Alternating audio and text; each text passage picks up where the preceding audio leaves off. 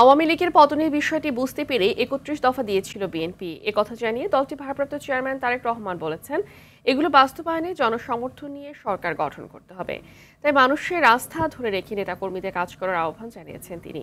ফরিদপুরে দলের বিভাগীয় কর্মশালায় অংশ নিয়ে এসব কথা বলেন তারেক রহমান। বিএনপি দেশের সব ক্ষেত্রে জবাবদিহিতা নিশ্চিত করতে চায় বলেও জানান তিনি। শরীয়ত খানের রিপোর্ট। জেলা মহিলা দলের সভাপতি।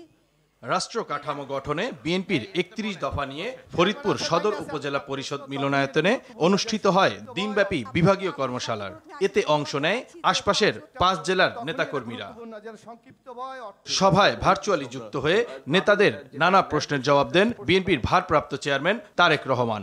জবাবদিহিতা, পৃথিবীর সভ্য দেশ যেগুলো, পৃথিবীর গণতান্ত্রিক দেশ যেগুলো, তারা সবাই এই প্রসেসটাই ফলো করে। তিনি বলেন, সব শ্রেণী পেশার মানুষের কথা বলা হয়েছে ৩১ দফায়। আমরা তখনই অর্জন করতে পারবো যখন আমরা জনগণের সমর্থন নিয়ে আমরা সরকার গঠনে সক্ষম হব।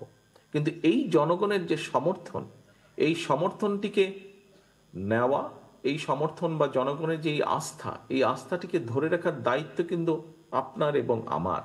স্বাস্থ্য খাতের দুরবস্থার কথা তুলে ধরেন বিএনপির ভারপ্রাপ্ত চেয়ারম্যান। বলেন, বিদেশে না গিয়ে মানুষ যাতে দেশেই চিকিৎসা নিতে পারে সে পরিবেশ তৈরি করবে বিএনপি।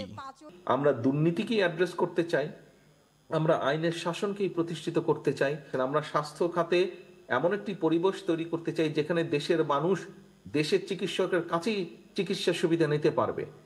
আমরা এমন একটি পরিবেশ তৈরি করতে চাই শিক্ষার্থীরা তাদের যেটা ন্যায্য শিক্ষা, সেই শিক্ষা দেশের করতে নিতে পারবে। আওয়ামী লীগ সরকারের আমলে কোনো ক্ষেত্রেই জবাবদিহিতা ছিল না বলেই এত দুর্নীতি এবং অর্থ পাচার হয়েছে বলে মনে করেন তারেক রহমান।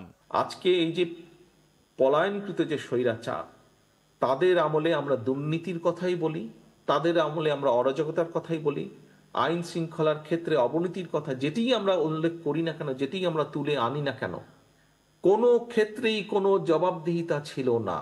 আপনারা দেখেছেন 14 সাল, 24 সাল, 18 সাল তথাকথিত নির্বাচনগুলো দেখেছেন আপনারা। আমরা দেশে একটি জবাবদিহিতার পরিবেশ তৈরি করতে চাইছি। জবাবদিহিতা প্রতিটি পর্যায়ে থাকতে হবে। ইউনিয়ন পরিষদের মেম্বার যেরকম জবাবদিহিতা করবে, প্রধানমন্ত্রীও জবাবদিহিতা করবে। মানুষের আস্থা কমে এমন কিছু না করতে নেতাকর্মীদের নির্দেশ দেন বিএনপির ভারপ্রাপ্ত চেয়ারম্যান। শরীয়ত খান, RTV, ঢাকা।